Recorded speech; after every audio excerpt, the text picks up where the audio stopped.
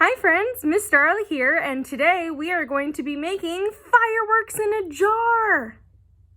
For this experiment, you are going to need a glass jar about 3/4 full with warm water, food coloring, a fork, and a bowl with about 3 to 4 tablespoons of oil. Today I will be using olive oil.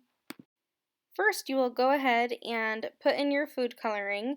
I recommend doing about 4 to 5 drops of each color and making sure they're mixed and spread out. Next, you will take a fork and gently mix your food coloring with the oil. Make sure not to overmix.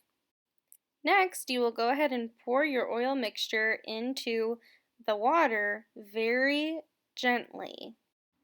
After about 30 to 45 seconds, you will see your fireworks beginning to form. As time goes on, more and more fireworks will appear. Can you create fireworks in a jar at home?